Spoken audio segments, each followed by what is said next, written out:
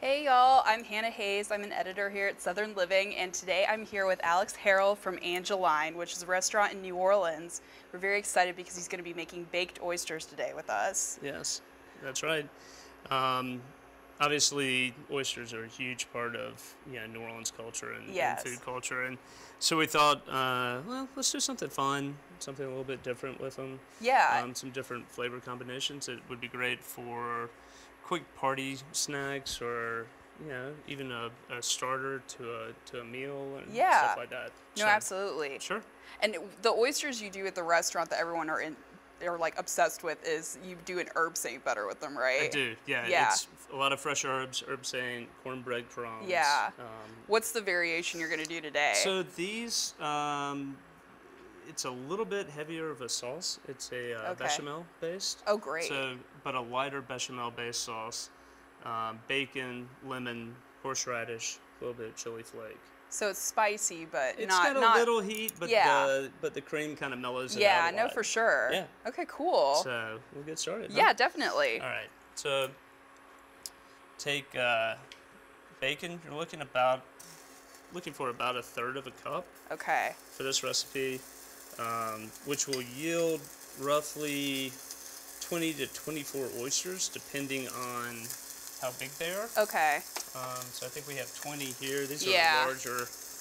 We couldn't so- find Gulf oysters today. It made us very sad. So we have yes. Virginia representing. We're Oh. doing a Virginia New Orleans hybrid right That's now. right. It'll be fine. They're good. They're Yeah. good in a pinch. Yes. For sure. So render the bacon. Start getting a little bit of fat coming out. We'll add some all-purpose flour. Okay. And basically, at that point, you're creating a roux. And Yes. everybody knows it all starts with the roux. It all starts with a roux. in New Orleans. Yes. So, And a lot of people think that you have to do just butter and flour to make a roux, but you can also do a fat like what comes from bacon or an oil or sure. Yeah. Absolutely. Even rendered chicken fats and stuff like that. Yeah. We'll use those to increase the flavor in chicken gumbo on the occasion that I make chicken gumbo. Yeah. My kind of preferred method for making darker roux, using oils, fats instead Yeah. of butter, because the butter will burn. It's a lot, Yeah. a little bit more precarious when you start having to deal with that. No, for sure. So the bacon's rendering out pretty nicely, and we'll add some all-purpose flour. Okay. And with that, it's usually about a 1-to-1 ratio, 1 to 1.5 ratio flour to fat. Okay. And really all you're doing is just kind of getting the oil and the fats to be absorbed by the flour. Yeah. So it's not smooth or anything. We're No, Yeah. it'll smooth. You can whisk it to a smoother consistency. Yeah. Once we start adding the liquids and that sort of thing. At this point, also add crushed red pepper flake. Okay. Things like espelette, cayenne, that sort of thing is also perfect. I like mine a little bit spicier.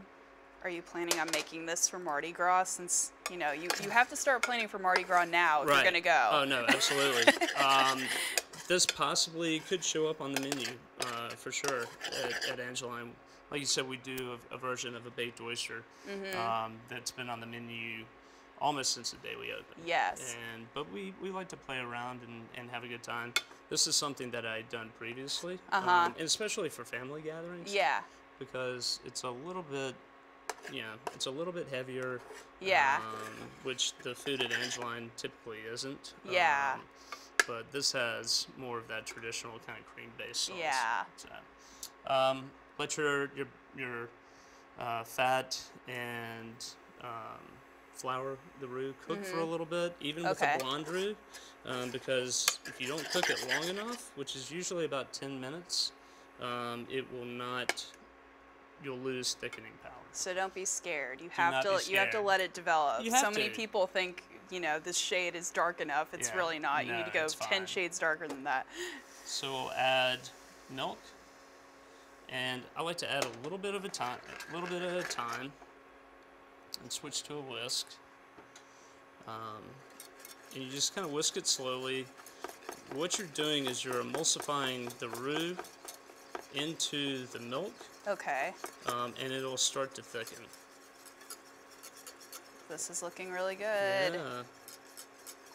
And you can add, so we've got our fresh grated horseradish. Yes. I prefer fresh with this dish, but prepared is also, perfectly Yeah. fine.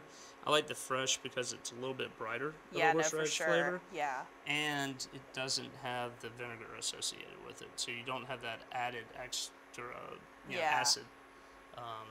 Your into the oyster horseradish dish. root in the grocery store might be hiding amongst like the jalapenos and the ginger root and all of Yeah, that, in it case you looks haven't like- looked for it before. It looks like a stick. Yeah, it looks like a stick. So The cashier will probably be confused, but it's going to just be tell okay. them it's fine. Just tell them it's parsley. My and cashier was a little iffy about it this morning.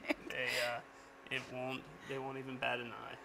So the mixture is starting to thicken. Yeah, that's definitely so we thickened can up. go ahead and add the rest of our milk. Okay. And we'll kind of incorporate that a little bit. Okay. What are you going to do for Mardi Gras this year, Alex? Oh, Alex so is my Mardi Gras spirit guide. he's the one that taught me it doesn't have to be the crazy Bourbon Street it's thing. not, It's no, actually Mardi like Gras it's is really the not. Bourbon, it's not the Bourbon Street. No. It's not. I always encourage people, if it's your first Mardi Gras, sure, go see Bourbon Street. Yeah. That's kind Just of go witness the humanity. just look at it and then walk away. But get out into the neighborhoods, the Marigny, the Treme, Uptown, the Garden District, because Mardi Gras in New Orleans traditionally is about family, family and friends. Yeah. And so they're all great parties. The atmosphere is completely different. It's really kid friendly. Yeah, I watched it outside of the Pontchartrain Hotel on St. Charles, and that was really fun. That was fun. That was a good spot. Yeah. Lots of kids who were having a good time. Lots of grown-ups who were having a good time. It's all good. For sure. So we have a little bit of heavy cream, Okay. and this just gives it a little bit more richness. Helps to kind of round out some of that kind of fatty mouthfeel that you would normally get with a bechamel, and the additional fat actually stabilizes it. So when you're making a bechamel, you're incorporating any kind of roux-based or oil-based thing into a liquid. You need a stabilizer. The heavy cream keeps it from breaking. So Yeah, and definitely. separating.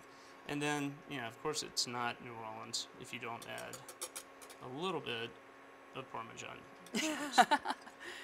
So, like I said, this is a great winter dish. It's really rich. It's really filling. Yeah. And it's a great way to kind of present oysters. Yeah. I can imagine someone who may be iffy on oysters or not had one before, they would like it done this way. No. This is something that everybody This is your can, gateway oyster This recipe. is a very safe gateway oyster recipe. So this is starting to thicken nicely. Okay. And we'll just season it. I always tell people season to taste. A little bit of black pepper. Uh-huh. And then kosher salt. And so in order to cook the raw flour out of any roux, you want to cook it additionally for about 20 minutes. Okay. And you just keep it on a low simmer. At this point, once it's simmered and you tasted it, it's kind of where you wanted. You could refrigerate it overnight. This will keep up to 5 days. Oh, so you can do this make-ahead recipe. Yeah, Love a this make-ahead is recipe. so easy. Yeah. And even if you're adverse to shucking oysters, Yeah. you can buy shells. Yeah. Like little secret. Yeah. You can buy shells and you can buy pre-shucked oysters, and this dish will work. And you can also Perfectly. ask, your seafood counter person if they'll shuck them for you. For you, Chances sure. are they'll do it. Sure. So that's looking good. I also have some of the cream that I prepared a little bit prior. Great. So we'll go ahead. I usually put, you see how it's kind of tightened Yeah. up as it's cooled. No, for sure. So, about a tablespoon per oyster, right on top.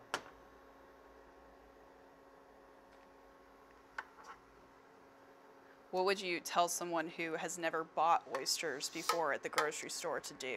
Well, if you're looking, obviously with any shellfish, seafood, um, freshness is the main factor. You don't want to buy something that's old. Smell them. Ask your fish purveyor or the guy at the counter. Can I smell that? Can I look at it? If they refuse, don't buy it. Yeah. Because it's probably not good. But you want something that smells briny. You want something that smells clean and fresh, kind of like the Gulf. And if you do that, as long as the oysters, if you're buying them in shell, as long as they're closed tightly, you should be fine. So it's definitely worth seeking out a seafood market in your area if you have one close by. Yeah, like buying raw oysters off the back of someone's pickup truck on 280 is probably not the best idea. Not the best idea. I would not Maybe if recommend you're it. by the beach, go ahead, try it, but not on 280 in Alabama. Alex is originally from Alabama. That's right. Dothan, isn't that right? That is right. I was born in Birmingham and grew up in Dothan and actually started my career here in Birmingham. So, but that was a fair amount of time ago. Yes. So And I don't even think I know the restaurant's not there anymore. So. We're both Roll Tide fans, and part of Alex's aesthetic is there's a beautiful shade of red in his restaurant. It's subtly a tribute. You're totally outing me I to know, all the I LSU am. fans that are my They major shouldn't hold it client against base. you. Oh no. They give me offhanded compliments all the time that I'm the nicest Alabama fan they've ever met. I love it. And I'm like, well, I guess I'll take that. So, we've got them all kind of topped. I like to add a little bit of texture. So, panko, which is a dried Japanese breadcrumb. It gets available. super crunchy. Super crunchy. I like to add a little bit on top. And you could mix cheese in this if you really want to go crazy with it. You might as well. If you're doing it for the holidays, just go nuts. Just go nuts. Yeah. I also, at the restaurant, we use cornbread crumbs. Oh, really? And everything. Just about everything. That's why I love New Orleans. Nothing is subtle. Just go all the way. Just do it. So, and it's a great use for leftover cornbread. No, for sure. So, kind of pop these in the oven under the broiler. Okay. For about 4 or 5 minutes. Sounds great. Just till they get brown. All right. And what shelf do you want to have your rack on? I don't shelf on rack. Yeah. I don't try to that. position it too high. Okay. Because that cream will burn before it actually cooks the oyster. Okay, cool. But if you, depending on how large they are, the next rack down is always fine. Sure. Great. Yeah. So if you've never been to Angeline before, Alex's restaurant is in a very cool part of the French Quarter. It's not very touristy. It's kind of hidden away. How would you describe it? The actual designation of that neighborhood is called the Lower Quarter. Yeah. So it's below Jackson Square and in between Esplanade.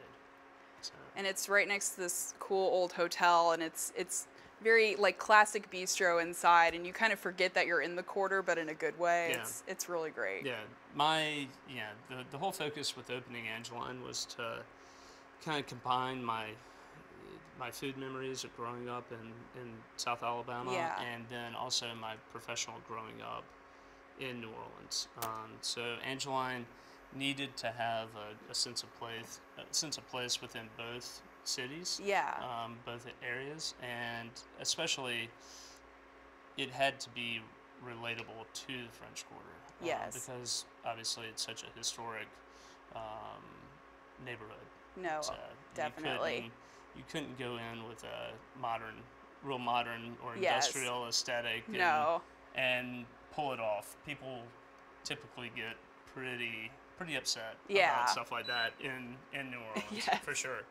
So. And the other thing I like about his menu too is it's like you can get the classics, but you can also, like, you do this cauliflower that has this olive tapenade, and you put like sheep's milk cheese with it. Is that yeah, right? grated sheep's milk cheese. And it's so good. You will find yourself eating an entire head of cauliflower. Thank you. Well, and we encourage that. Yeah. Obviously. So Yes, definitely. as the owner of the business, I encourage you to Eat a whole head of eat cauliflower. as much as you possibly can.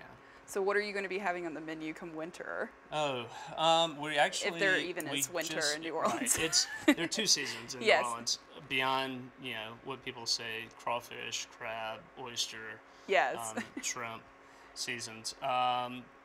In New Orleans, it's either hot or not so hot. Yeah. And so going into not so hot season Not this so year, hot season. we just finalized the menu on Friday, and we're going to roll it out in about 10 days. Local braised oxtails that we're going to serve with some sorghum dumplings, marinated little onion kind of salad, and things like that. So I'm really excited about that. That sounds really good. Fried chicken livers with a chicory salad, a little bit of watercress and arugula, some pickled butternut squash and pomegranate, and just things like that. We have fun. We like to present Southern food in non-traditional ways and kind of show or tell a story about kind of micro-regional Yeah, Southern no, food absolutely. and just have fun with it. So, Yeah. And we change up the menu quite a bit. No, you definitely do. So, Another thing I like a lot. Yeah. So if someone is going to go down to Mardi Gras, they're watching this and they're like, I'm going to do it. What should they do? Well, all right. He's got and this. shameless plug. We started the first year that we were open.